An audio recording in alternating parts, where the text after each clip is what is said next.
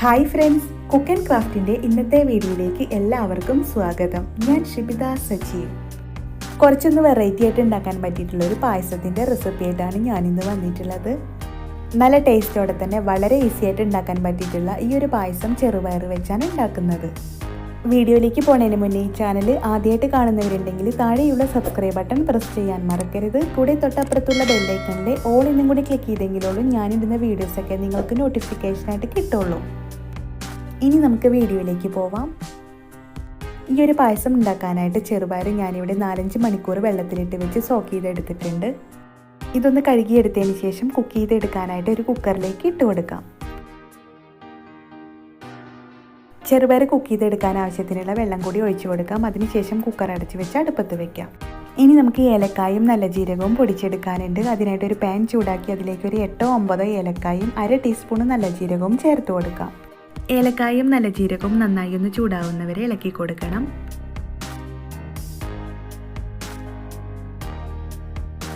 ഇവിടെ ഇപ്പോൾ ഏലക്കായും നല്ല ജീരകവും നന്നായി ചൂടായി വന്നിട്ടുണ്ട്. ഇനി ഇത് പൊടിച്ചെടുക്കാനായിട്ട് ഒരു മിക്സിയുടെ ജാറിലേക്ക് ഇട്ട് കൊടുക്കാം. ഏലക്കായും നല്ല ജീരകവും നന്നായി ഒന്ന് പൊടിഞ്ഞ് കിട്ടാനായിട്ട് ഞാൻ ഇതിൻ്റെ കൂടെ കുറച്ച് പഞ്ചസാരയും കൂടി ചേർത്ത് കൊടുക്കുകയാണ്.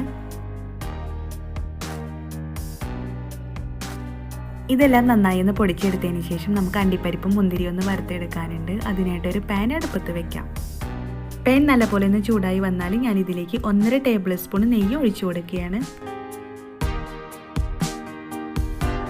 ഇനി ഇതിലേക്ക് നമുക്ക് കുറച്ച് അണ്ടിപ്പരിപ്പും മുന്തിരിയും ചേർത്ത് കൊടുക്കാം. ലോ ഫ്ലെയിമിലിട്ട് വേണം അണ്ടിപ്പരിപ്പും മുന്തിരിയും വറുത്തെടുക്കാനായിട്ട്, അല്ലെങ്കിൽ ഇത് പെട്ടെന്ന് കരിഞ്ഞു പോവാൻ ചാൻസ് ഉണ്ട്.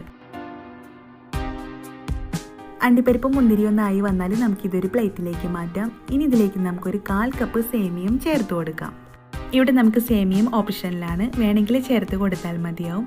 വളരെ കനം കുറഞ്ഞ സേമിയാണ് ഞാൻ ഇതിലേക്ക് എടുത്തിട്ടുള്ളത്. ഏത് സേമിയ വേണമെങ്കിലും നമുക്കിതിലേക്ക് എടുക്കാവുന്നതാണ്. ഇനി നമുക്കിതൊന്ന് വറുത്തെടുക്കാം.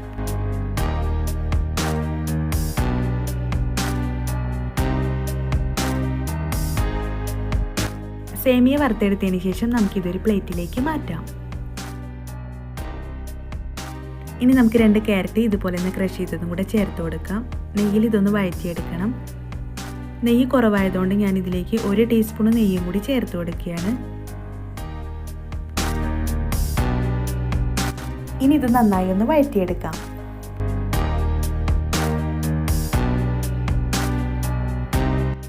ക്യാരറ്റ് നെയ്യിലൊന്ന് വഴറ്റിയെടുത്തതിന് ശേഷം നമുക്ക് കുക്കറൊന്ന് തുറന്നു നോക്കാം.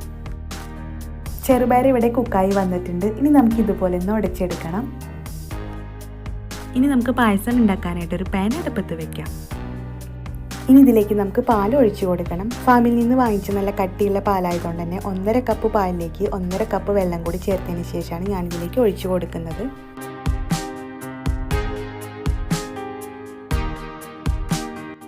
പാല് തിളച്ച് വന്നാൽ നമുക്കിതിലേക്ക് സേമിയ ചേർത്ത് കൊടുക്കണം. ഇവിടെ പാല് തിളച്ചതിന് ശേഷം ഞാൻ ഇതിലേക്ക് സേമിയ ചേർത്തിട്ടുണ്ട്. കട്ടി കുറഞ്ഞ സേമിയ ആയതുകൊണ്ട് ഒരു 3-4 മിനിറ്റ് മതിയാവും ഇത് കുക്കാവാനായിട്ട്. അതിനുശേഷം നമുക്കിതിലേക്ക് ചെറുപയർ ചേർത്ത് കൊടുക്കാം.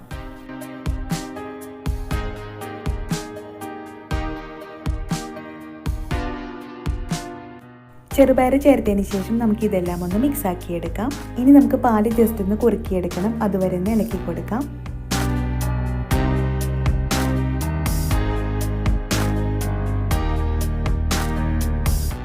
പാലൊന്ന് കുറുകി വന്നതിന് ശേഷം ഞാൻ ഇതിലേക്ക് നേരത്തെ നെയ്യിൽ വഴറ്റിയെടുത്ത ക്യാരറ്റ് ചേർത്ത് കൊടുക്കുകയാണ്.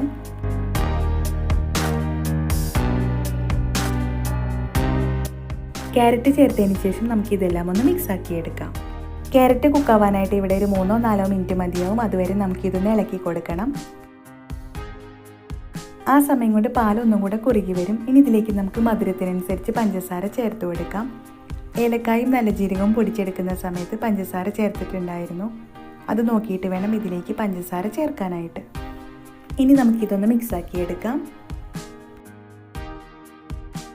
ഇവിടെ ഞാൻ നല്ലപോലെ മിക്സാക്കി എടുത്തിട്ടുണ്ട്. ഏലക്കായും നല്ല ജീരകവും പഞ്ചസാരയും കൂടി നേരത്തെ പൊടിച്ച് വെച്ചിട്ടുണ്ടായിരുന്നു. അതും കൂടി നമുക്കിതിലേക്ക് ചേർത്ത് കൊടുക്കാം. ഇനി ഇതെല്ലാം ഒന്നും കൂടി മിക്സാക്കി എടുക്കണം. മിക്സ് ആക്കി എടുത്തതിന് ശേഷം ഞാൻ ഇതിലേക്ക് അണ്ടിപ്പരിപ്പും മുന്തിരിയും കൂടെ ചേർത്ത് കൊടുക്കുകയാണ്. ചെറുപയർ പായസം ആയതുകൊണ്ട് തന്നെ ഇത് തണുക്കുന്ന സമയത്ത് ഒന്നും കൂടി കുറുക്കി കിട്ടും. നല്ല ടേസ്റ്റി ആയിട്ടുള്ള ഈ ഒരു പായസം എന്തായാലും വീട്ടിലൊന്ന് ഉണ്ടാക്കി നോക്കണം. എന്നിട്ട് അഭിപ്രായം അറിയിക്കാൻ മറക്കരുത്. ഒപ്പം ഷെയർ ചെയ്യാനും മറക്കരുത്. അടുത്ത നല്ലൊരു റെസിപ്പി ആയിട്ട് വരുന്നവരെ ഇന്നിവിടെ പറഞ്ഞു പോകുന്നത് ഷിബിത സജീവ്. Thank you.